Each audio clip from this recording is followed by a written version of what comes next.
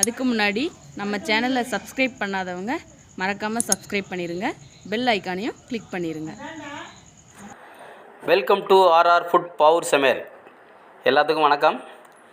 தீபாவளி நல்வாழ்த்துக்கள் எல்லாத்துக்கும். எல்லோரும் நல்லா இருக்கீங்களா? இப்போது தீபாவளிக்கு ஸ்பெஷலாக ஆர்ஆர் ஃபுட்லேருந்து நாங்கள் வடை போடுறோம். பாவூர் சத்திரம் யூனியன் ஆஃபீஸ் பக்கத்தில் உளுந்த வடை, கார வடை, பருப்பு வடை, பச்சி, அதிரசம் எல்லாம் போடுதோம். பாருங்கள், இப்போ உளுந்த வடை போட்டுக்கிட்டுருக்கோம். உளுந்த வடை எப்படி போடுதுன்னு பாருங்கள்.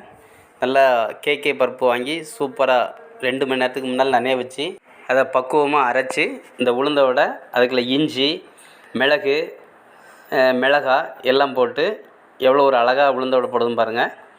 உளுந்த வடை அவ்வளோ ஒரு டேஸ்ட்டாக இருக்கும். போடும்போதே அந்த ஏரியாவே அப்படி ஒரு மணக்கும் பாருங்கள். இந்த உளுந்த வடை எல்லா ஊர்லேருந்து வாங்க வருவாங்க.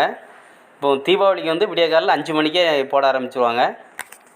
பாருங்கள், உளுந்த வடை எவ்வளோ ஒரு அழகாக இருக்குது பாருங்கள். தீபாவளி அன்னைக்கு விடிய காலையில் 5 மணிக்கு போட ஆரம்பித்து 8 மணி வரை கடை இருக்கும். உளுந்த வடை, பருப்பு வடை, கார வடை, பச்சி எல்லாம் போடுவோம். இப்போது கார வடை போட போகிறாங்க. கார வடை போடுறது வந்து பருப்பு வந்து நல்லா அரைச்சி வச்சு, அதாவது பருப்பு உளுந்து சேரும், பல்லாரி எல்லாம், பல்லாரி, பச்சை மிளகா, இஞ்சி எல்லாம் வெட்டி போட்டு அந்த அள்ளி போடுறத பக்கம் எப்படின்னா வாளில் அரைச்சி வச்சு அப்படியே அள்ளி எண்ணெயில் போடணும். அந்த ரவுண்ட் ஷேப்பில் போட்டால் தான் அந்த வடை வந்து நல்லாயிருக்கும். அந்த எண்ணெய் முங்குத அளவுக்கு ஃபுல்லாக போடணும். எண்ணெய் முங்குத அளவுக்கு ஃபுல்லாக வடையை போட்டால் தான் ஒரே மெத்தடில் வடை வேகும். அந்த கார வடை திருப்பி போடுறதுக்கு எல்லா சைடும் ஒரே மாதிரி வேகும். கார வடை அவ்வளோ ஒரு டேஸ்ட்டாக இருக்கும், நல்ல மொறுன்னு. நீங்கள் ஒரு ட்ரிப்பு வந்து சாப்பிட்டு பாருங்கள். இப்போ கார வடை ஒரு சைடு வந்துட்டு இப்போ அதை வந்து ஒன்று ஒன்றா நைஸாக மாற்றி போடணும். அதாவது அந்த வடையை வந்து நெருக்க போட்டால் தான் மாற்றி போட முடியும் பாருங்கள். நீங்களும் வீட்டில் கண்டிப்பாக கார வடையை ட்ரை பண்ணுங்கள். அதாவது ஒரு 1/2 கிலோ பருப்பு, பட்டாணி பருப்பு போட்டோம்னா ஒரு 100 கிராம் குத்து பருப்பு, கேகே குத்து பருப்பு போட்டு 2 மணி நேரம் ஊற வச்சு அதை நல்லா தண்ணி இல்லாமல் கிரைண்டரில் போட்டு அரைச்சி போடலாம். போட்டால் சூப்பராக இருக்கும். பாருங்கள், இப்போ வடை வந்துட்டு பார்க்கறதுக்கு எவ்வளோ ஒரு அழகாக இருக்குது பாருங்கள். நல்லா மொறுன்னு சூப்பராக இருக்கும் வடை. ரொம்ப கட்டியாக அரைக்கக்கூடாது, கொஞ்சம் தண்ணியாக அரைச்சி போட்டால் சூப்பராக இருக்கும். இப்போது பச்சி போடுறதுக்கு, வாழைக்காய் பச்சி போடுறதுக்கு கடலை மாவு, கொஞ்சம் மைதா மாவு, அரிசி மாவு, காயப்பொடி எல்லாம் கரைச்சி வச்சுருக்கோம். இப்போது ஒரு வாழைக்காய், நல்லா விளைஞ்ச வாழைக்காவை நல்லா சீவிக்கிடுவோம். சீவிக்கிட்டு அந்த பச்சி தேய்க்க கட்டைன்னு ஒன்று உண்டு, அந்த கட்டையில் தேய்க்கணும். பாருங்கள், வாழைக்காய் சீவுதை பாருங்கள் எப்படி இருக்குன்ட்டு. நல்ல விளைஞ்ச வாழைக்காய்னா தான் அந்த தொலி நல்லா வரும். இப்போது அதை கட்டையில் வச்சு சீவுவோம்.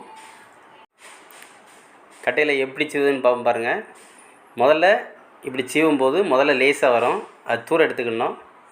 அதுக்கு பிறகு நல்லா லைட்டாக எண்ணெயை போட்டுக்கிட்டு நல்லா தேய்ச்சோம்னா அந்த வாழைக்காய் அழகாக சீவிட்டு வந்துடும். பாருங்கள், எவ்வளோ ஒரு அழகாக இருக்குன்னு பாருங்கள். இப்போது நம்ம சீவியாச்சு வாழைக்காவை. இப்போ எடுத்து பச்சி போடணும். அதாவது எண்ணெயை வந்து சூடு ரொம்ப கம்மியாக வச்சுக்கணும். ரொம்ப சூடு இருந்ததுன்னா உடனே கருவிடும். சரிங்க, நாளைக்கு தீபாவளி. எல்லாத்துக்கும் தீபாவளி நல்வாழ்த்துக்கள். தீபாவளி அன்னைக்கு காலையில் கண்டிப்பாக வடை, பச்சி, கார வடை, அதிரசம் வாங்க மறந்துடாங்க, வாங்க. இப்போ பச்சி ஒரு சைடு வந்துட்டு இப்போ இன்னொரு சைடு மாற்றி போடணும். பாருங்கள், மாற்றி போட்டோடனே எவ்வளோ ஒரு அழகாக இருக்குது பாருங்கள். சூப்பராக இருக்கும் பச்சி. இந்த மெத்தடில் நீங்கள் வீட்லேயும் போட்டு பாருங்கள், அருமையாக இருக்கும்.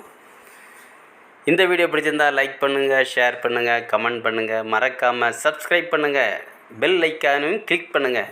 மீண்டும் அடுத்த வீடியோவில் சந்திப்போம். வணக்கம்.